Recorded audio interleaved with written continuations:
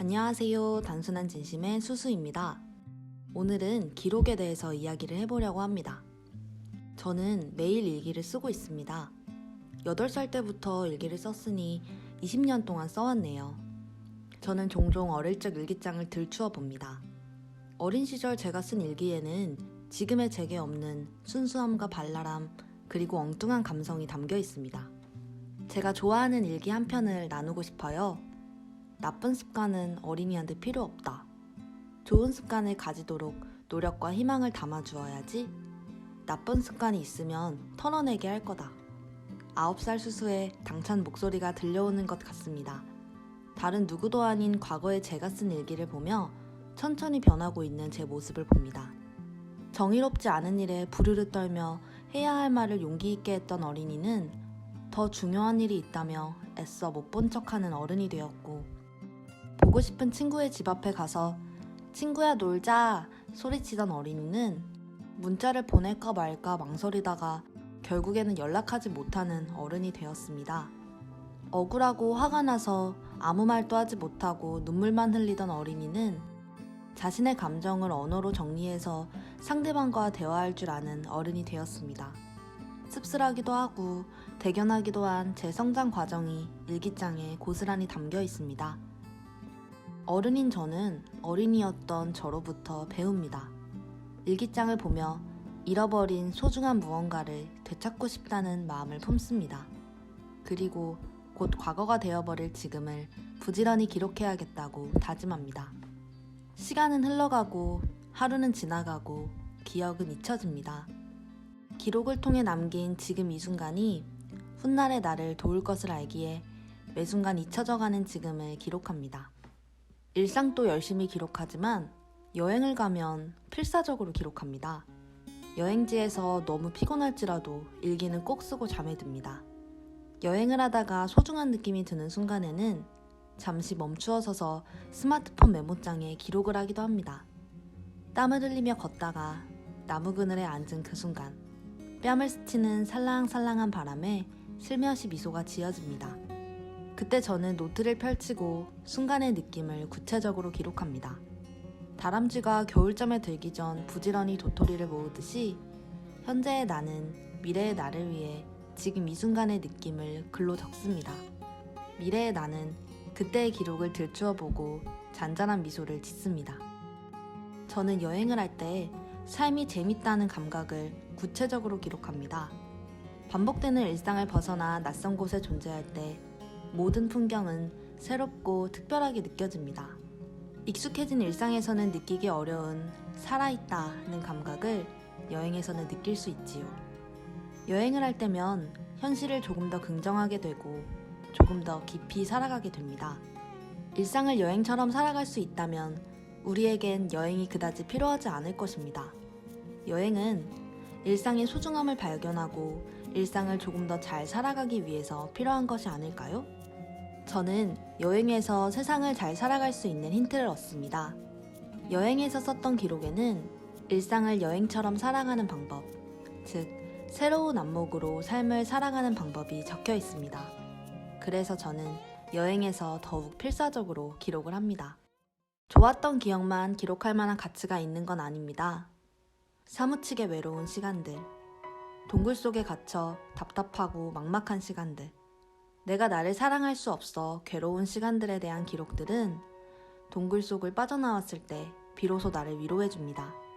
제가 북바이닝 공작소를 처음 시작했을 때 어디서부터 시작해야 하는지, 지금 하고 있는 방향이 맞는 건지 끝없는 고민 속에서 허우적거렸습니다. 서툰 내 모습이 부끄러워서 계속해서 숨고 싶었습니다. 스스로를 믿지 못해 괴로워하던 시간들, 불확실한 미래로 불안해하던 시간들, 넘어지고 일어나며 시행착오하던 시간들, 누구에게도 털어놓을 수 없었던 이야기들을 기록했습니다. 기록을 한다고 고민이 해결되지는 않았지만 기록을 하면 어떤 고민을 하고 있는지 알 수 있었기에 마음은 기록하기 전보다 한결 단순해졌습니다.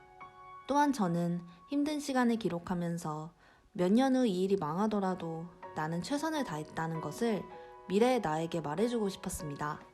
그렇게 글을 쓰며 스스로를 위로했습니다. 그런데 그때 저를 안심시켰던 그 기록들은 시간이 지나 또 다른 이유로 저를 안심시켜줍니다. 그때 내가 애쓰던 날들에 대한 기록을 보고 있으면 그때 내가 그때의 고민들을 나름대로 잘 풀어왔으니 지금의 나도 지금의 고민을 잘 풀어갈 수 있을 거야 하는 마음이 듭니다. 이 시간을 잘 보내고 나면 훗날 한 뼘 성장해 있을 거라는 생각을 하니 오늘을 살아갈 용기가 생깁니다. 이처럼 기록은 지금의 내가 하고 있는 고민의 무게를 한결 가볍게 만들어주기도 합니다. 저는 부모님이 남겨주신 홈비디오를 보며 기록의 가치를 절감합니다. 부모님은 제가 태어난 순간부터 20살까지의 순간들을 영상으로 담아주셨습니다. 청소년이 되고 나서부터는 각자의 삶이 바빠서 기록도 줄어들었지만 변화하는 우리 가족의 모습이 진실하게 담겨 있어 영상을 볼 때마다 마음 한구석이 시큰합니다. 울거나 웃기만 했던 아기 때부터 따박따박 대들던 어린 시절을 지나 복잡한 감정을 조곤조곤 표현하는 청소년 시절까지 20년의 기록을 보고 있으면 당시에는 보지 못했던 걸 봅니다. 새까맣고 풍성한 머리숱을 가진 젊은 할아버지가 보이고 밤늦게 들어와 지친 얼굴로 웃는 아빠가 보이고 아가씨 같은 풋풋함을 지닌 엄마가 보입니다. 할아버지는 하늘나라로 가셨고 아버지는 은퇴를 앞두고 계시고 어머니는 가족뿐만 아니라 주변 사람들을 챙기는 지혜로운 여성이 되었습니다. 영상을 보고 있으면 카메라 뒤편에서 나의 작은 얼굴과 작은 손을 담아내는 부모님의 시선이 보입니다. 부모님은 넉넉한 형편이 아니었음에도 많은 돈과 시간 그리고 노력을 들여 열심히 기록하셨습니다. 그리고는 저희 자매에게 나중에 우리가 하늘나라로 갔을 때 이 영상이 너희에게 큰 행복이 되어줄 거야 라고 말씀하셨습니다. 그렇게 말씀하셨을 때 저는 입이 뾰루퉁 튀어나와서는 슬퍼서 영상을 꺼내보지도 못할 것 같다고 대답했지만 부모님과 떨어져서 살고 있는 지금 혼자 이 영상들을 볼 때면 기록에 열심을 다했던 부모님의 따뜻한 마음에 감사와 행복을 느낍니다. 이렇듯 기록은 누군가에게 선물이 되기도 합니다. 저는 홈비디오를 보면서 누군가를 위한 기록은 곧 사랑의 행위이며 미래의 그에게 줄 수 있는 가장 큰 선물이라고 느꼈습니다. 앞으로 저는 홈비디오와 평생을 함께하면서 부모님이 제 곁에 계시지 않을 때에도 부모님의 사랑과 존재를 느끼면서 웃고 울기를 반복하겠지요. 오래전부터 블로그에 차곡차곡 기록을 하지 않았더라면 저희는 책을 쓰지도 못했을 것이고 유튜브도 하지 못했을 겁니다. 기록하는 시간과 노력을 소중히 여기고 기록하는 데 최선을 다했던 시간들 덕분에 지금의 우리는 글을 쓰고 영상을 만들 수 있게 되었습니다. 저에게 기록이란 어떤 의미가 있는지 나열하다 보니 기록은 지금 이 순간을 위해서가 아니라 미래의 나를 위한 혹은 사랑하는 누군가를 위한 일인 것 같습니다. 영상을 보는 당신에게도 묻고 싶습니다. 당신은 부지런히 기록하고 계신가요? 기록하고 있지 않다면 미래의 나를 위해 그리고 사랑하는 누군가를 위해 기록해보는 건 어떨까요? 오늘 또 소중한 시간을 내어 저희의 이야기를 들어주셔서 감사합니다. 저희의 이야기가 당신의 마음속 유익한 씨앗이 되어주었으면 좋겠습니다. 감사합니다.